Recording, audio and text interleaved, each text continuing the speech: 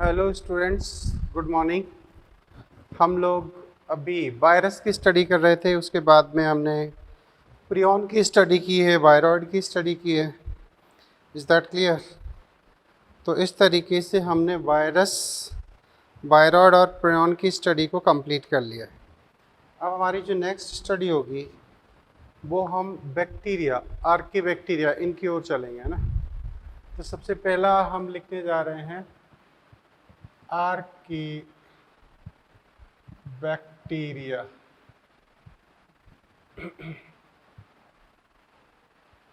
आद्य जीवाणु, क्या आद्य जीवाणु, क्लियर। आद्य जीवाणु क्या होता है, आर्की बैक्टीरिया क्या होता है? देखो, कहा तो यहाँ तक जाता है कि कभी आपको पृथ्वी के टाइम टेबल, एरा स्टडी करने को मिले तो वहाँ पर आपको मिलते हैं पेलियोजोइक, मीजोजोइक, सीनोजोइक। अभी जो एरा चल रहा है वो सीनोजोइक कहलाता है। एनसीईआरटी ने 3 का जिक्र किया है, और कोई अच्छी किताब देखोगे तो आपको फिर वहाँ पर एक और मिलेगा, आर्कीजोइक एरा। तो कहा तो यहाँ तक जाता है कि आर्की बैक्टीरिया आर्कीजोइक एरा में डेवलप हुए थे। ये उस टाइम डेवलप हुए थे जब पृथ्वी पर नॉर्मली लाइफ एग्जिस्ट नहीं करती थी और अवायवीय परिस्थितियां हुआ करते थे।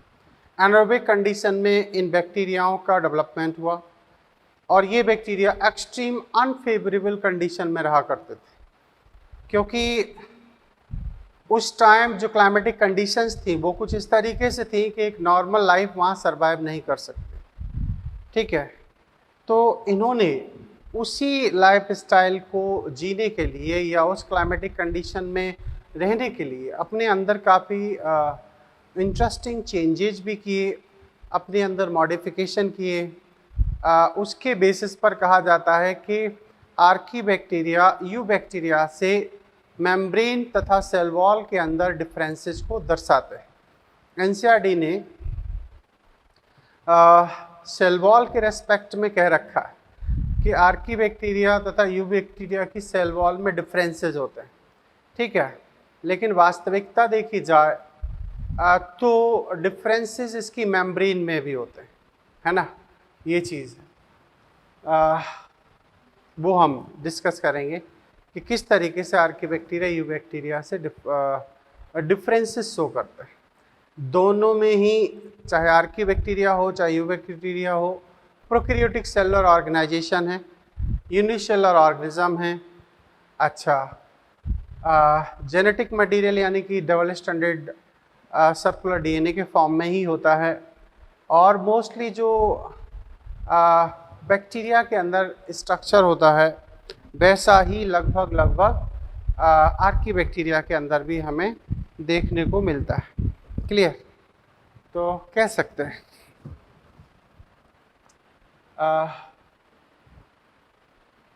इन्हें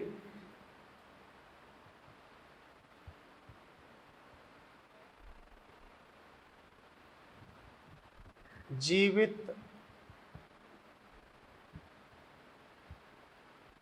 जीवाश्मीय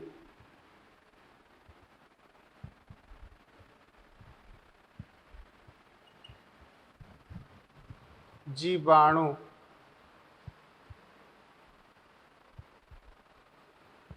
भी कहा जाता है। ठीक है, इन्हें हम जीवित जीवाश्मीय जीवाणु भी कहते हैं। यह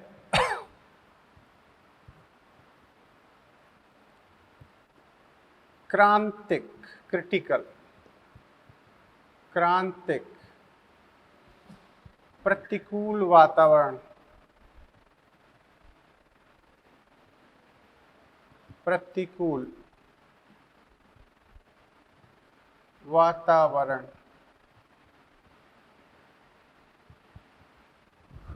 में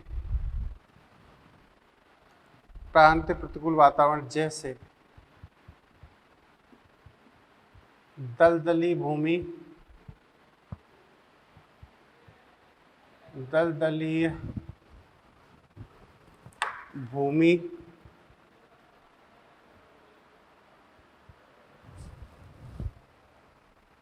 दलदली भूमि, लवणीय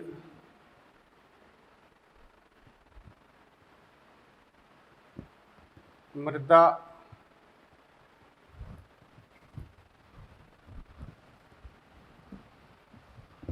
थर्मोएसिडोफिल, गर्म अम्लीय स्थानों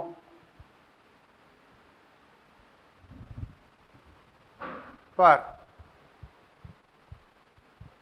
रहते हैं या पाए जाते हैं। ठीक है, ये बात हो गई। यह प्रोकैरियोटिक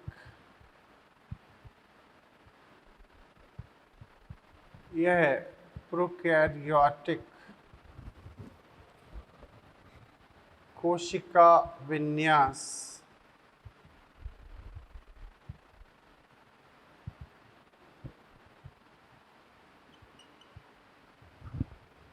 रखते हैं,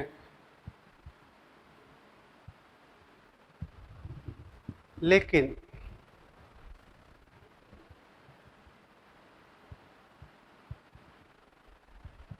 यूबैक्टीरिया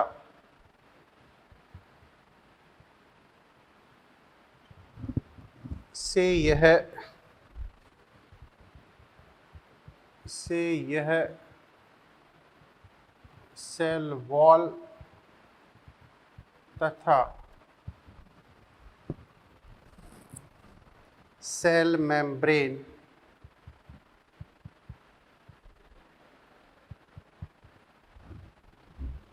में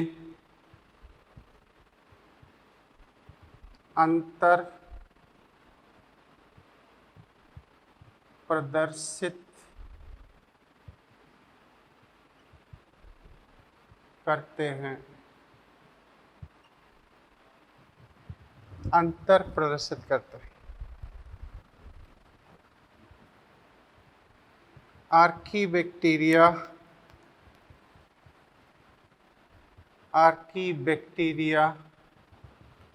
की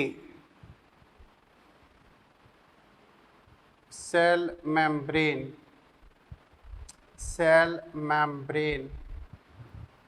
शाखित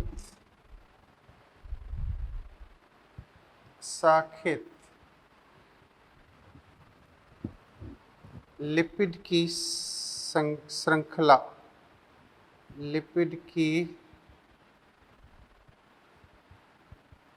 श्रृंखला युक्त होती हैं,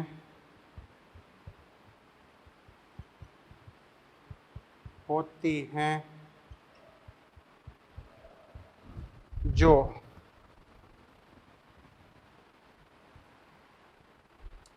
प्रतिकूल वातावरण सहन करने में सहायक होती है।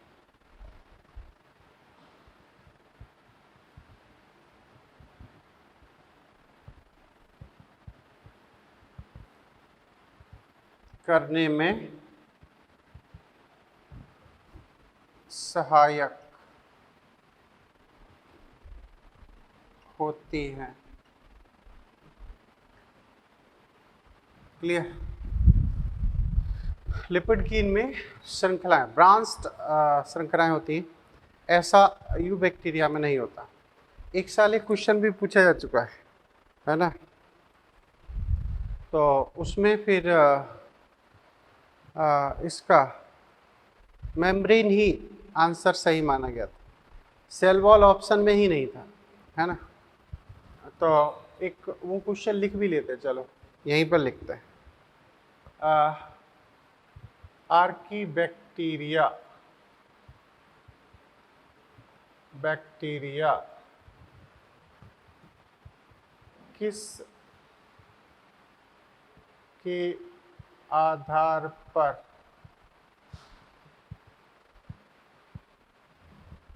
यू बैक्टीरिया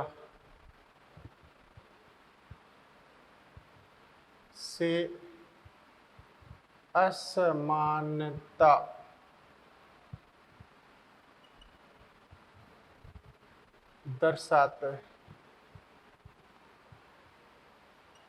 दर्शाते हैं। ठीक है, उसमें ऑप्शन ये था सेल्यूलर ऑर्गेनाइजेशन, मतलब कोशिकीय विन्यास। ठीक है, दूसरा ऑप्शन है सेल मेम्ब्रेन, सेल मेम्ब्रेन। तीसरा ऑप्शन है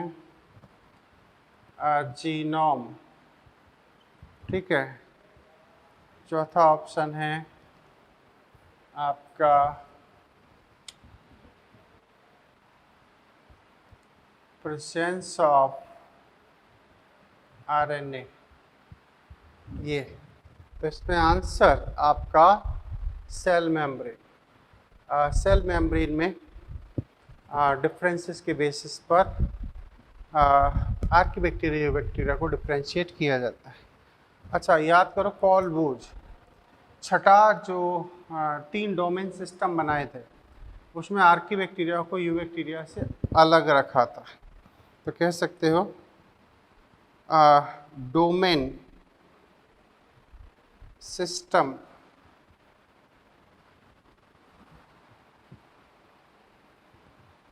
के समय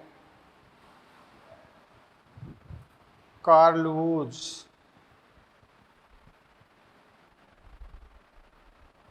ने इन्हें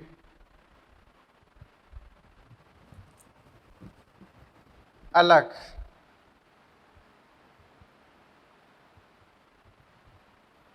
डोमेन आर्किया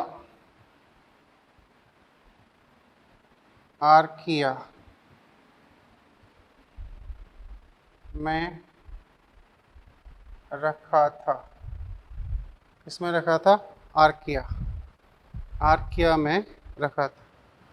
तो ये बड़ी इम्पोर्टेंट चीज़ है।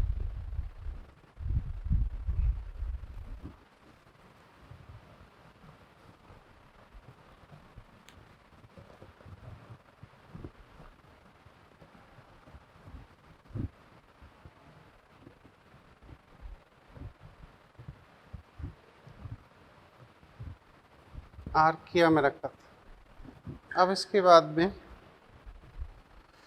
अब ये जो आर्की बैक्टीरिया है, इन्हें विभिन्न आवास के आधार पर 3 अलग अलग समूहों में बांटा गया। हालांकि एनसीईआरटी ने हिंट दिया है, क्लियर डिफ्रेंशिएशन नहीं किया है। आगे यही है, आर्की बैक्टीरिया को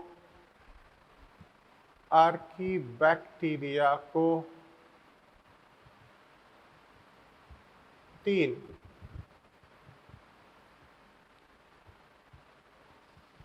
समूहों में बांटा जाता है। 3 समूहों में बांटा जाता है। ठीक है, कौन कौन है? मीथेनोजन बैक्टीरिया, मीथेन बैक्टीरिया। दूसरे हैं आपके हेलोफिल्स बैक्टीरिया, और फिर हैं थर्मोएसिडोफिल बैक्टीरिया। ठीक है,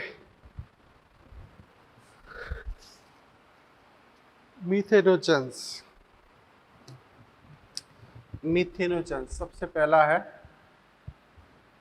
मीथेनोजन जन्स बैक्टीरिया, मीथेनोजेंस बैक्टीरिया। तो मीथेनोजेंस बैक्टीरिया वो हैं जो मीथेन का प्रोडक्शन करते हैं, है ना। ये आप बायोगैस निर्माण में आपने कभी पढ़ा हो तो गोबर से बायोगैस प्लांट के जरिए मीथेन का प्रोडक्शन किया जाता है। मीथेन एक फ्लेमेबल सब्सटेंस है। ये CO2 के साथ मिक्सअप होकर ऐसे बर्निंग ऑब्जेक्ट या जलाने में उपयोग की जाती है। तो कह सकते हैं यह है अविकल्पी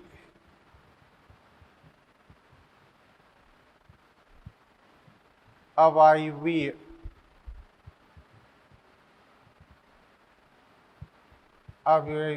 ऑब्लिगेट एनारोबिक, ऑब्लिगेट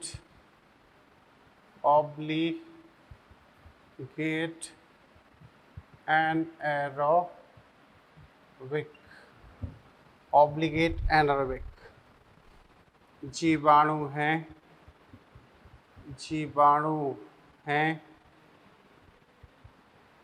ठीक है। अविकल्पी अवायवीय का मतलब होता है कि सिर्फ अवायवीय परिस्थितियों में ही रह सकता है, ठीक है। अर्थात अवायवीय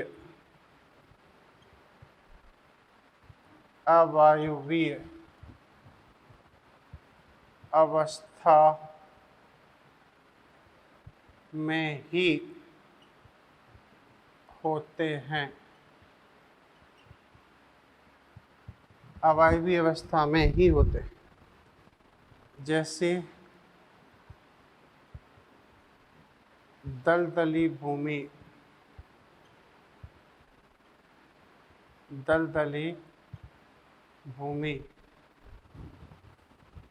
जुगाली करने वाले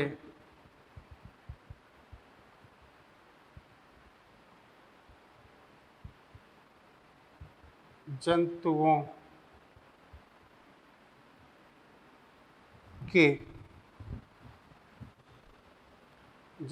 जैसे गाय भैंस, ठीक है,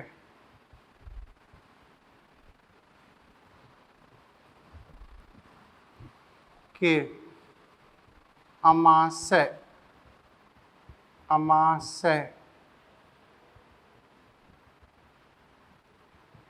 में उपस्थित रुमेन भाग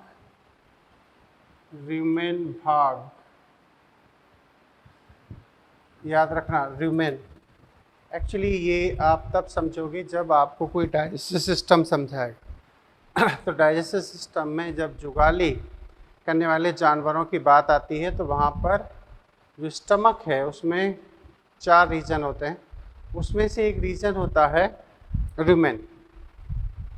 आपने देखा होगा ये जानवर हरा घास या दूसरी कोई खाद्य सामग्री इनके सामने डाली जाए तो ये बड़ी तेज़ी के साथ उसे शरीर के अंदर प्रविष्ट कराते हैं और उसे अस्थायी तौर पर ये रुमेन रीजन में इकट्ठा करते हैं।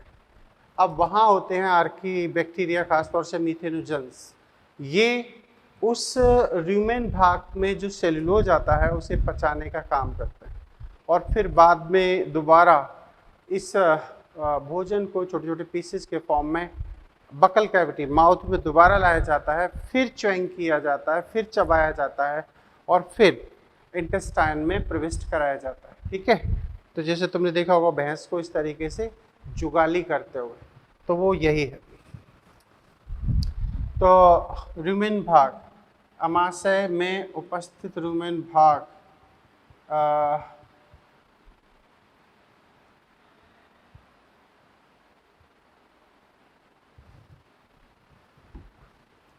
में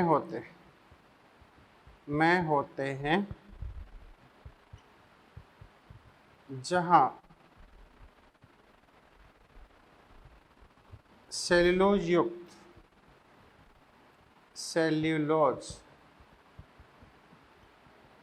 या सेल्यूलोज युक्त भोजन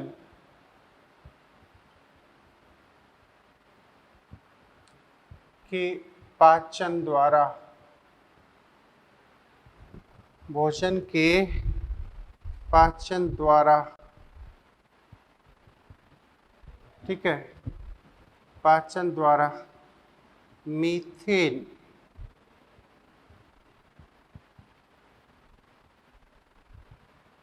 का निर्माण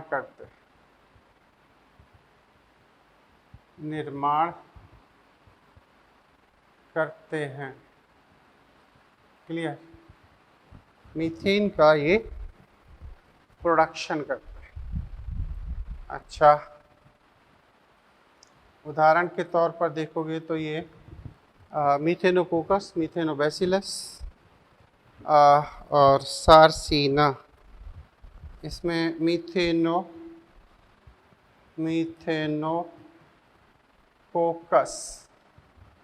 है ना, मीथेनोबैक्टीरियम, मीथेनोबैसिलस,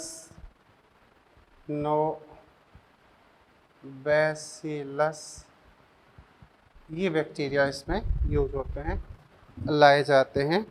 अच्छा, दलदली भूमि में भी, वहाँ पर जहाँ दलदल होते हैं, दलदल से मतलब है जहाँ कीचड़ होती है।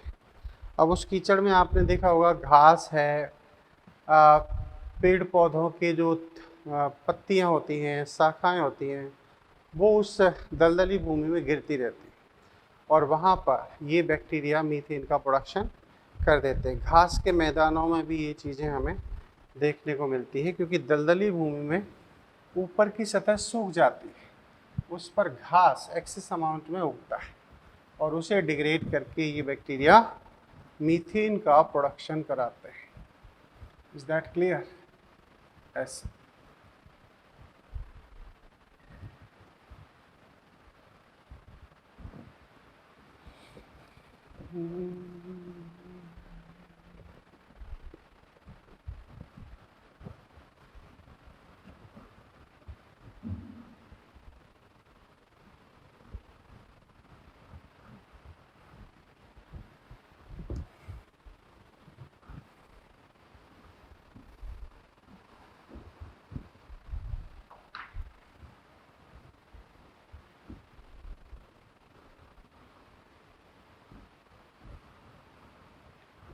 अब इसके बाद में अन्य बैक्टीरिया, इसका नाम होगा थर्मो एसिडोफिल बैक्टीरिया की बात करते हैं पहले। थर्मो एसिडोफिल बैक्टीरिया,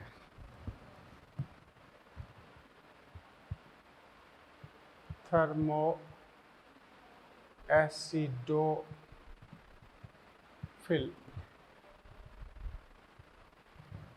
बैक्टीरिया,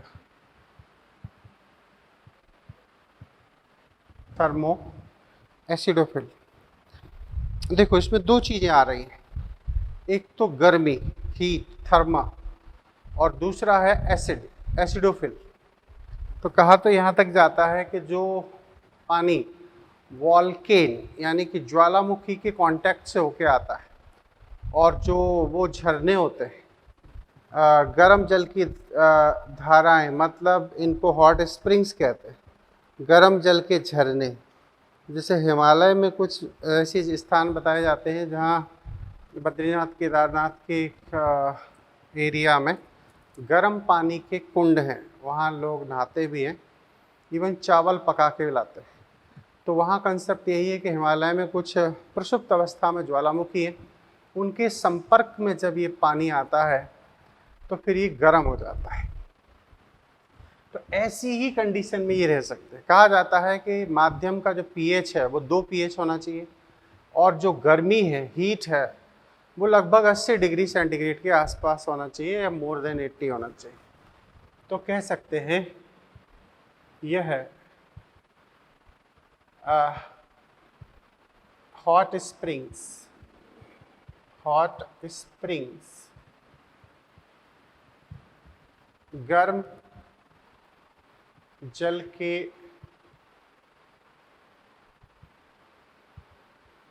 जल के झरनों, हॉट स्प्रिंग्स आदि स्थानों पर होते हैं या पाए जाते हैं जहां माध्यम का पीएच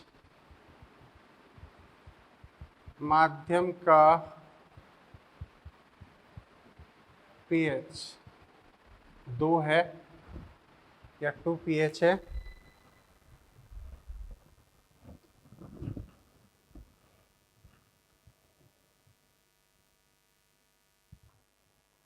ठीक है।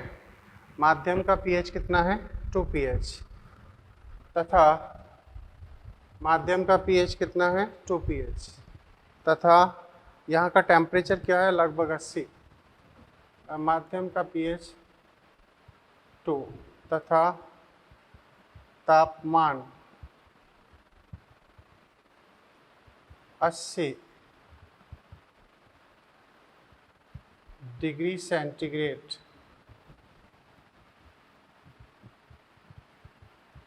होता है।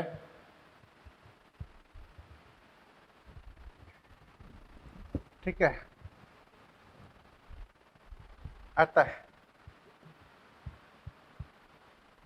थर्मो एसिडोफिल जीवाणु कहलाता है।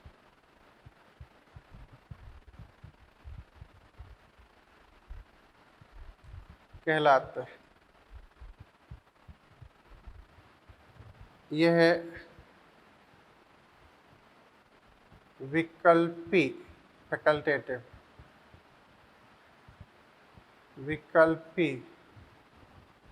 अवायवीय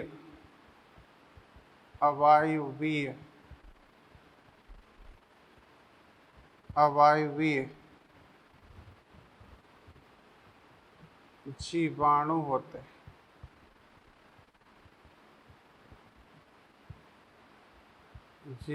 होते हैं। ठीक है। कैसे हैं? विकल्पी अवायवीय जीवाणु होते हैं। तो ये चीज मौलिक रूप से आद्य जीवाणु रसायन संश्लेषी हैं। वे भोजन संश्लेषण के साथ साथ सल्फर के ऑक्सीकरण से ऊर्जा प्राप्त करते हैं। तो कह सकते हैं यह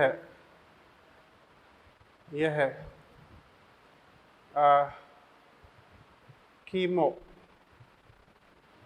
ऑटोट्रॉफिक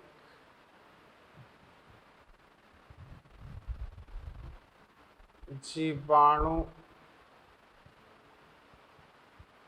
माने जाते हैं।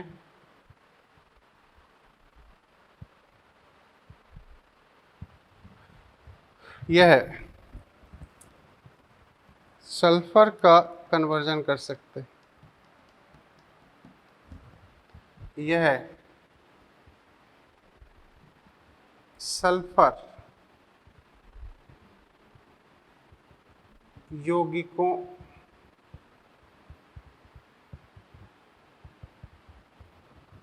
के ऑक्सीकरण द्वारा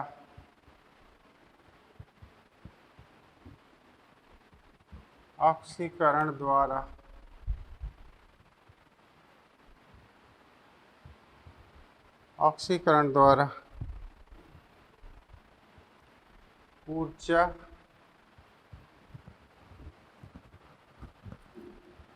प्राप्त करते हैं। ठीक है। उदाहरण के तौर पर क्या देखोगे आप? वो हैं थर्मोप्रोडियस और थर्मोप्लाज्मा।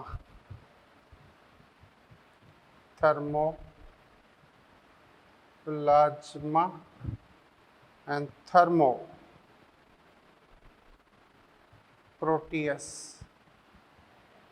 ऐसे याद हो तो ठीक, नहीं हो तो भी ठीक,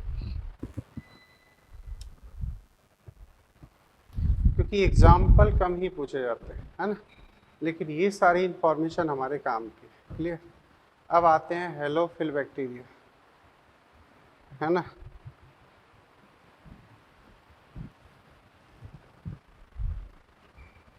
हेलोफिल बैक्टीरिया,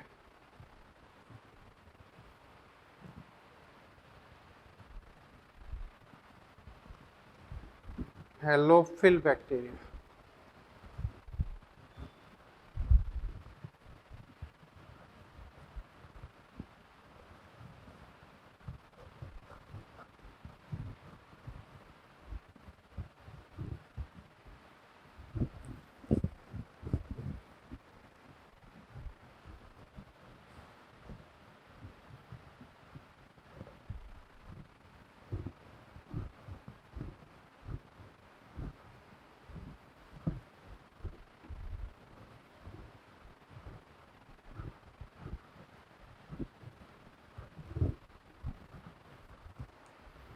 नेक्स्ट थर्ड, इसका टाइप होगा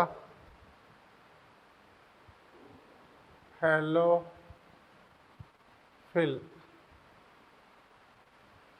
बैक्टीरिया, है हेलोफिल बैक्टीरिया।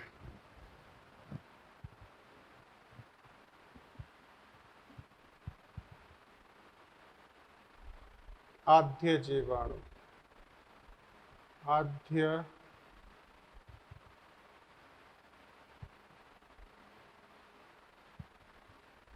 जीवाणु। अब इसके बाद में क्या,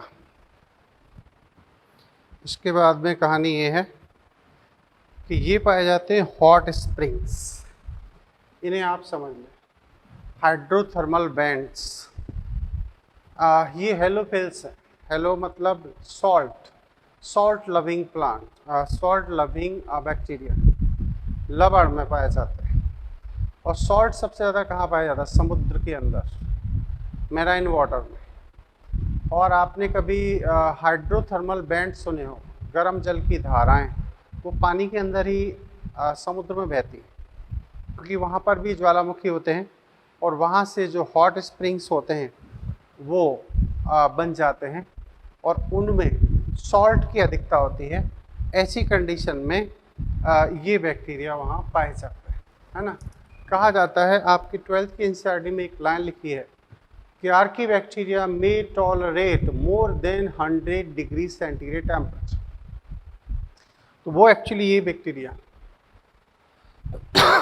हेलोफिल बैक्टीरिया, तो कह सकते हो यह है सॉल्ट लविंग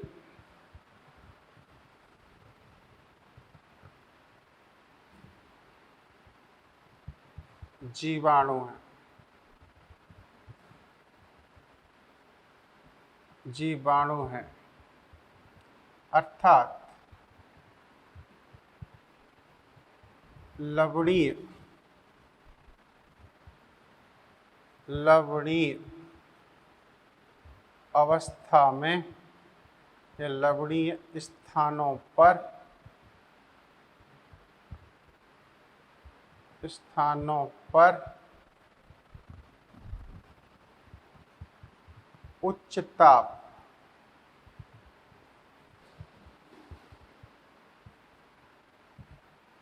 मोर than 100 degree centigrade, 100 degree centigrade से अधिक, ये उच्च ताप युक्त स्थानों पर होता है, स्थानों पर होते हैं। क्लियर। मोर देन 100, उच्च ताप लवणीय सॉल्ट स्थानों पर होते हैं। Okay okay okay. अब क्या यह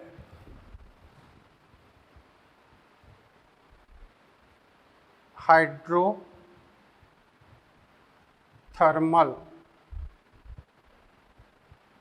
वेंट्स, हाइड्रोथर्मल वेंट्स गर्म जल की धाराओं, गर्म जल की धाराओं में उपस्थित रहते हैं, विशेष रूप से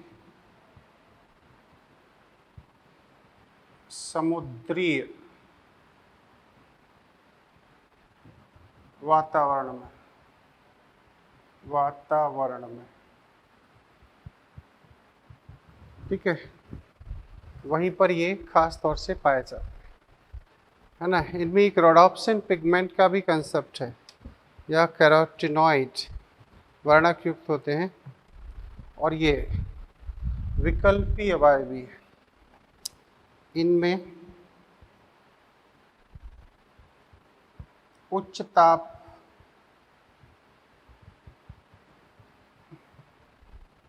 सहन करने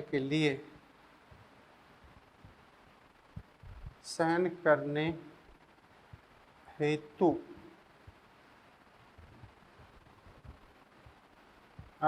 कैरोटिनॉइड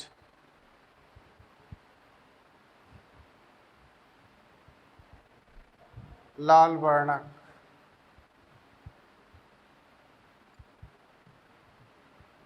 ऑरेंज होता है, हालांकि उपस्थित होते हैं,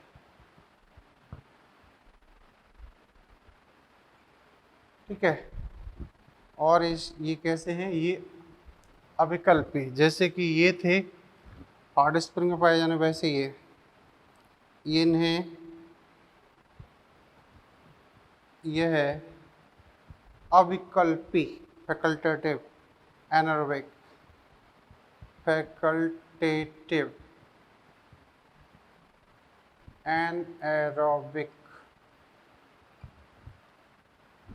एनारोबिक हैं, मतलब अविकल्पी अवायवी, वो विकल्पी अवायवी। अच्छा, इसमें है हेलोबैक्टीरियम या हेलोकोकस, उदाहरण के नाम पर हेलोकोकस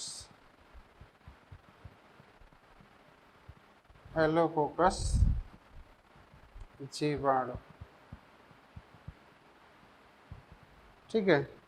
तो ये सब चीज़ें पाई जाती, तो ये है हमारे आर्की बैक्टीरिया। क्लियर, ये बात कही जाती है। ये आर्की बैक्टीरिया की टोटल डिस्क्रिप्शन है, और ये आपको भी याद रखनी है। अक्सर एग्ज़ाम में क्वेश्चन इनसे बन जाते हैं। इंफॉर्मेशन कम है लेकिन इम्पोर्टेंट है, काफ़ी महत्व रखती है, तो ठीक से याद करना, ठीक से बात को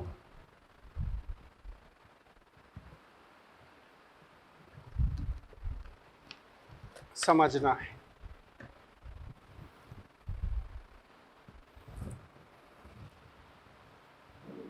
क्लियर। अब हम आपको ले चलते हैं यू बैक्टीरिया, सत्य जीवाणु।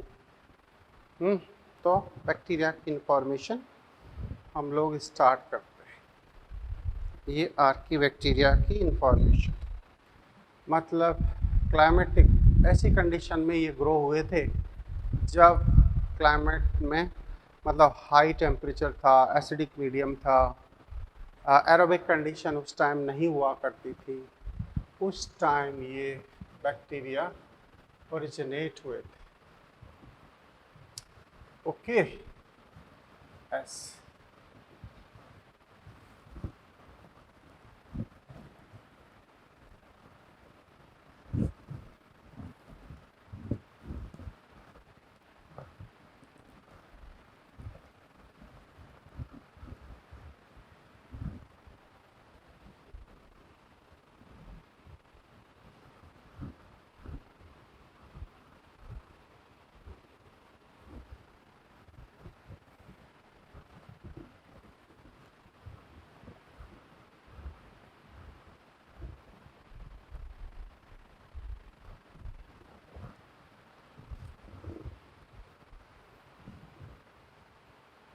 क्लियर।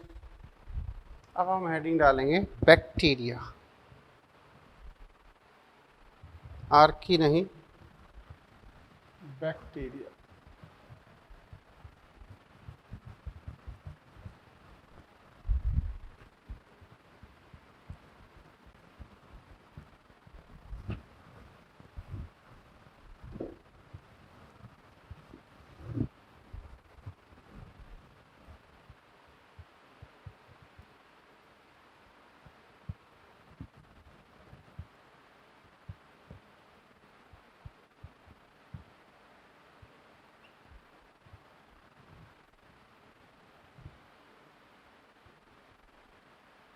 जीवाणु, क्लियर। ये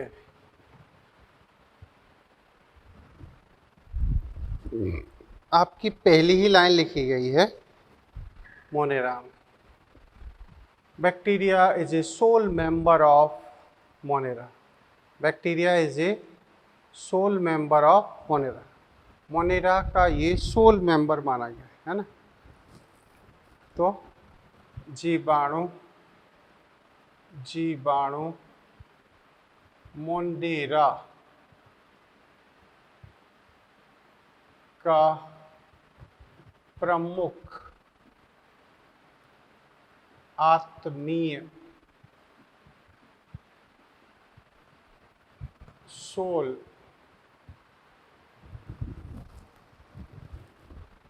मेंबर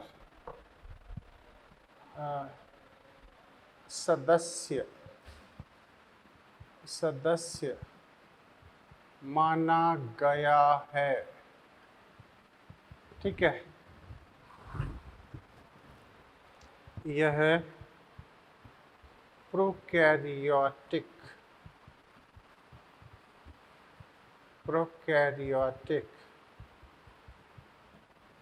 एक कोशिकीय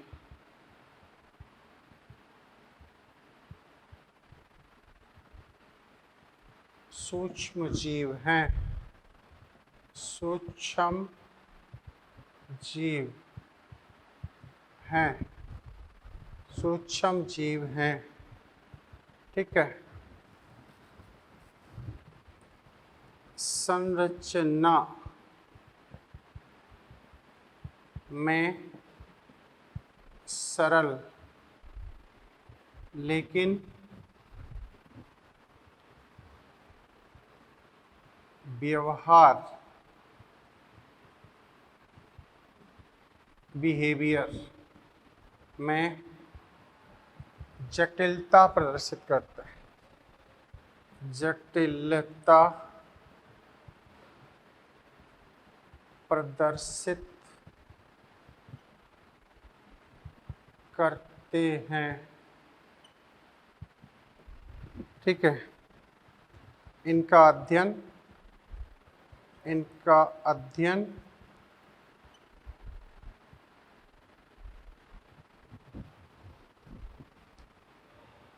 बैक्टीरियोलॉजी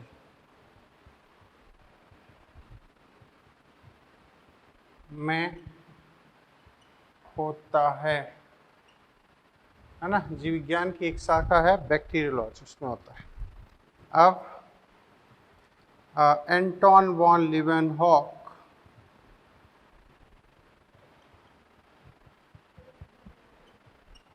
को बैक्टीरियोलॉजी का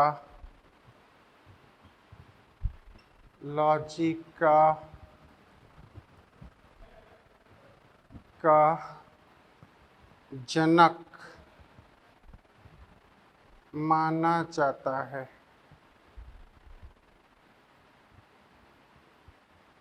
जनक माना जाता, ठीक है,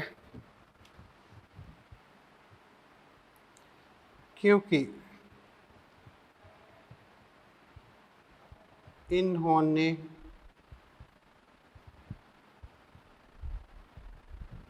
जीवाणु को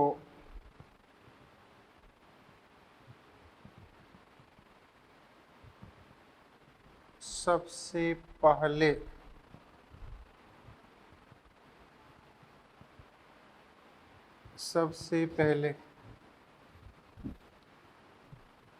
दांतों की खुरचन, खुरचन, टीथ स्कम तथा सीवेज वाटर, बाहित मल, बाहित मल के जल में खोजा था।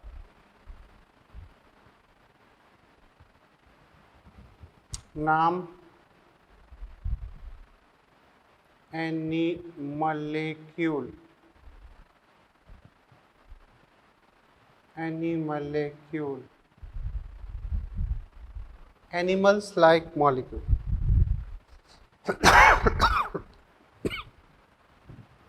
इन्होंने एक माइक्रोस्कोप की खोज की थी जिसे वन लेंस माइक्रोस्कोप बोला जाता है। Anton van Leeuwenhoek lens Dutch maker थे, ये लेंस बनाते थे। तो उस आधार पर इन्होंने सिंगल लेंस की माइक्रोस्कोप बनाई थी और उससे इस बैक्टीरिया को डिस्कवर किया और नाम दिया एनीमलेक्यूल। क्या नाम दिया? एनीमलेक्यूल, एनिमल्स लाइक मॉलिक्यूल। लेकिन बैक्टीरिया नाम किसने दिया? जीवाणु शब्द दिया है, जीवाणु शब्द, शब्द एहरेनबर्ग,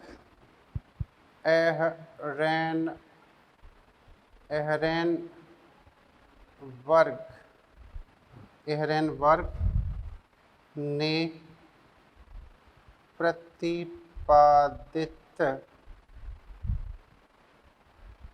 किया, है ना? एहरेनबर्ग ने प्रतिपादित किया। क्लियर? ये चीज है। फिर हम इनसे रिलेटेड और भी बहुत सारी स्टडी करेंगे। क्लियर? अच्छा स्टडी है, बैक्टीरिया से रिलेटेड काफ़ी अच्छी इंफॉर्मेशन है यहाँ पर। यहाँ एक चीज़ है आपको समझनी होगी। एक्चुअली पहले माइक्रोबायोलॉजी को एक ही जगह पढ़ाया जाता था, लेकिन अब माइक्रोबायोलॉजी को 11th और 12th दोनों एनसीईआरटी में डिस्ट्रीब्यूट कर दिया है। जैसे आपने नाइट्रोजन फिक्सेशन पढ़ा था मिनरल न्यूट्रिशन में, ये काम किसका था? बैक्टीरिया का, है ना? आपने बैक्टीरिया की जो सेल पढ़ी थी वो पूरी सेल स्ट्रक्चर की गई थी प्रोकैरियोटिक सेल में। प्रोकैरियोट में जो आपको पढ़ाया गया था वो एक्चुअली कौन था? वो एक बैक्टीरियल सेल ही तो थी। उसमें इनवेलप थे, ग्लाइकोकैलिक्स थे, सेल वॉल थी, मेम्ब्रेन था, ये ग्राम पॉजिटिव ग्राम नेगेटिव का जिक्र वहाँ किया गया था, है ना? इसके बाद में वहाँ पर सब उसके इंटरनल स्ट्रक्चर की बात की, मीजोसोम की वहीं पर स्टडी की गई। तो बैक्टीरिया का स्ट्रक्चर आपको वहाँ पढ़ा दिया, बहुत सारी यूजेज आपके 12th में पढ़ा दिए। तो बात ये है कि माइक्रोबायोलॉजी यहाँ तो आपको 2 पेज में बताई गई, बैक्टीरिया से रिलेटेड इन्फॉर्मेशन टोटल 1 पेज में, तो ऐसे।